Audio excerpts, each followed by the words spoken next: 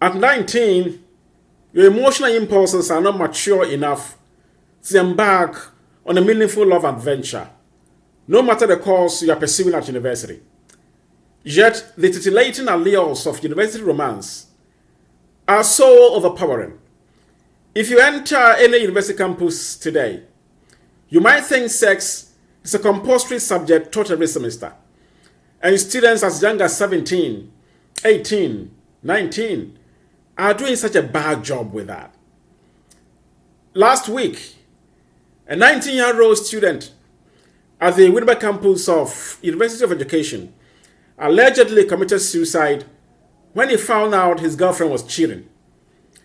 His parents had high hopes of seeing the young boy grow into a big man and live the big life.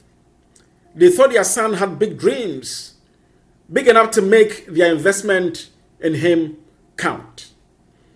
Once again, a little man has proven Ambrose Bierce right that love is a temporary insanity curable by marriage. Except that this time, the young man could not even wait to get married. You wish he knew what madness awaits him even in marriage. University romance. What a waste of love.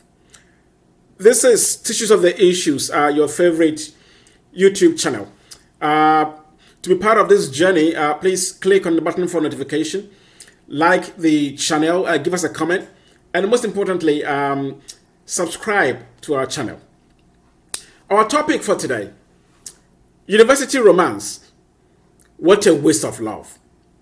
So this story is coming at the back of other equally disturbing stories on some university campuses. A few weeks ago, we heard that a young boy at the KNUST allegedly also murdered his girlfriend for reasons that we are still trying to uncover. At the moment, the matter is still in the legal system. The boy, I understand, has been charged to court. But we're still trying to find out why a 21-year-old young man at final year university will be so enraged by whatever he found out by his own girlfriend and allegedly killed the lady, also 21-year-old, at the same institution. Disturbing. And then just last week too, we also heard on another campus that a student was nursing broken heart. Apparently, his girlfriend had dumped him. Viral messages went round that the young boy had spent some 5,000 Ghana cedis to procure a cell phone for his girlfriend, in addition to other expenses. And he just couldn't come to terms with the reality of living alone without the girl, and was showing signs of being brokenhearted. And his colleagues and roommates and coursemates were showing some solidarity. They are actually written on placards, "We stand with the young boy." This also happened on campus. And then just last week again, on another university campus again, we saw an elderly man, probably 65, not even, if not 70, who had stormed the campus to launch his own personal protest that a girl, a university student that he had made some expenses on, he had rented a hostel, bought, fridge and, stocked in and other expenses that he had made on the girl. And the girl had reportedly, as we see in local parlance, swerved him. And so the old man had stormed the campus to launch his own protest. And, students, it was an embarrassing scene. This is somebody's father, I'm guessing. Students had gathered around him and, were trying to placate the old man. And, it's embarrassing. But, I mean, it shows that things are not going exactly as they should on our university institutions, and perhaps we need to take a more serious look. What is even more concerning is that in some of the cases, in the case of the UST situation and then also the one at the Winneba campus, the parents of the victims were aware of their sons and their daughters, in love affairs right on campus when they're supposed to be studying. In the case of the young man at UST, the lady's father, we understand, had tried to intervene to end the relationship with the young boy because of issues that had been happening. And they had apparently sought counseling at the Guidance and Counseling Unit of KNUST. In the case of the one at the Winneba campus where the young boy committed suicide, we also understand that the young boy allegedly pounced on some information, video information, on the girl's cell phone, which was so disturbing that he forwarded a message to the girl's father. Other accounts also say that where the young boy went to visit the girl unannounced and encountered the girl in a situation that was so compromising that apparently with somebody else, that he just could not hold things together. We understand he stopped eating for some 2 days and was vomiting blood. And was sent to hospital. A lot of messy situations that you don't expect 19-year-olds to go through. And then he couldn't hold things together again, and eventually he had to take his own life. And I'm just thinking, as a parent, I'm just putting myself in the shoes of the young boy's father or mother, and just asking myself questions that how would the parents pull through in this situation? You send your ward to university and you hoping that you will one day go for their congregation, and you get news to come pick a dead body, right? They had ended their lives. First year university. Do you know what stands, that what awaits you when you get a second year, third year, so these are very, very disturbing issues. So it's quite clear that university life is changing, and it's perhaps changing for the worse. When we were in university, this was in the 90s, you could count the number of students who had love relationships on campus. You could count them by the fingertips, the whole campus. You wouldn't get, just very, very small. And the students who had girlfriends and boyfriends, they pursue these relationships not as marriages that, as we see these days, that the students even would go to their boyfriends' hostels to cook and wash their things. They literally sleep together, and the roommates make accommodation for that kind of activity to persist. And so it's like a whole marriage. They hold hands together, they go for lectures, and so maybe they're getting it so wrong. University romance is what exactly it is. It's quite ephemeral. It's supposed to just, end right there on campus, just like high school romance, when we were there. But they kind of carrying it a bit too far these days.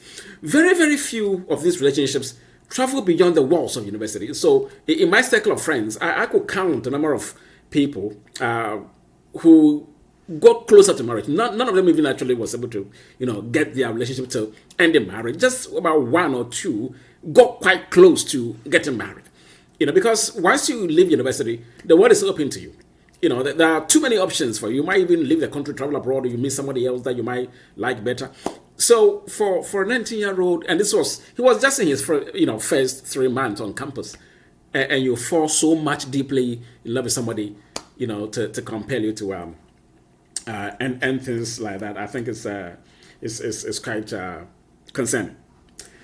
So, but what is the real purpose, really, of university romance? Maybe we should be asking that question. It's supposed to be such an adventure that you set your sights on something much bigger than just a romance, right? So we used to say, it wasn't too great an idea, but say, well, help me pass my course, let's study together. So we are more or less like study partners, right? So, when we meet at BAM Library, we just have a lot of conversation. We go back to our books and we call it quits, really. We go back to our halls and we meet again at lectures the next day. So it was just like, just a few of the very bold ones will, get their girls back to their rooms for, only God knows what. But it wasn't the staple. It wasn't the order of the day as we see it today, that everybody on campus these days, has a girl. And these are very young boys, young girls. So emotionally, they are not mature enough to carry on these projects. And yet, that's what we see happening. So most importantly, we should be asking what the university authorities are doing about this, because it's been recurring, right? So there should be some measure that authorities on campus will be taking at this point. So I think we should start with the assumption that university education is for adults who know how to manage their own personal spaces. I mean, that is the assumption that once you get to university, you are an adult, because you would finish and eventually, get a job and start life. So that is the assumption. But we should revise that assumption that the kids coming to university, these 17-year-olds, 18-year-olds, they are not exactly adults. These are still people who should be under the care of their parents. I mean, and so maybe university authorities should look at that concern carefully. That, well, instead of assuming that they know what to do as adults, we should start thinking about them as people who have just come from high school, and maybe try to apply some high school measures in terms of discipline, to curb some of these things, right? And so the watchword here is loco parentis, putting yourself in the role of your parents. So university authorities, I mean, vice chancellor through to the dean of students, maybe they should be behaving like headmaster and assistant headmaster and senior housemaster, perhaps, because dean of students, I mean, I don't remember who my dean of students was when I was on campus. Professor Bilson, I think he was, but where were you going? You were not going to meet him for any reason. You wouldn't go to him for any reason. I mean, their role was purely academic, right? So I think we should be looking at, as we had, back in high school, I started master domestic, and their job was to nose around. They would come to your dormitory to see if you were there. Maybe we should be looking at how we would implement some of these measures on campus. So that also brings us to the issue of PTAs. Of course, we can't possibly say that we would have a PT on campus at a university. That might not work. But we could explore having an analogous, body like that, somebody like that, where parents would be part of the management of the university. University council, what do? They deal with academic issues, and when the president is coming, the other people that will be getting involved, to meet the president and all that. They are not exactly connected to the student life, right? But if you could have a body, like that, composed of some parents, so that they would once in a while, bring out issues on how to manage these kids on campus. Then guidance and counseling, right? I mean, so once again, back in my university, back in Legon, 1994 through to 98 when I left, I wasn't sure there was one on campus. Maybe there was, but sincerely, I didn't know there was one on campus. Because why would you go to them, really? I mean, what was your issue? You saw academic exercises and you don't need them. But we understand the young people at KNUST, they want to see the guidance and counseling to resolve their love matter. Isn't that embarrassing, really? But so maybe we should be looking at having guidance and counseling units at every department, right? And maybe at every hall where these students could go and get their issues sorted out. And then where they cannot go to the guidance and counseling, what about we having like a telephone line, a distress call line, more or less, that students can call, and we could call it, say, campus respite, like that's the number that people will be calling when they have these issues on campus, and they could get their issues addressed, in a way that also guarantees anonymity. They won't see who you are, and they can still help you out. Psychologists will be at the other end talking you through things, because it looks like boy-girlfriend relationships are just what is supposed to be on campus at this point. And it's also aided so much by the internet and the whole AI generation that we are in there at this point. So there's WhatsApp, there's Facebook, there's Snapchat, Instagram. So it's easy for these connections to be made. In my time, there were no cell phones. Who are you going to call, really? So once you couldn't meet anybody else after school, that's it, really. But these days, people will lie in their bed and be texting, be WhatsApping their girlfriends, and it's easy to strike up these relationships. So we can't say, well, phones, even on high schools, people are smuggling phones in there. So university students, I mean, they need the phones for their work, right? And we are not also assuming that everybody at the university is a little boy. I mean, there are some mature students there, right? Some are doing postgraduate, even doctorate. So these are mature students. So, but we are looking at the young boys, young girls, 19, 17, 8. These are people who still need some guidance. I mean, let's be clear here. Still need some guidance. And so if we could go through that, that'd be fine. In my time, during our high school days, when there was no internet, I remember we used to, write letters, and my friends would rent my services to compose, letters to girlfriends, either on campus or somewhere else, and Sometimes the letters will come. The ladies will stick in a little toffee in there, and the letters were perfumed. You would smell some roses, around the envelopes, which were designed in a creative way.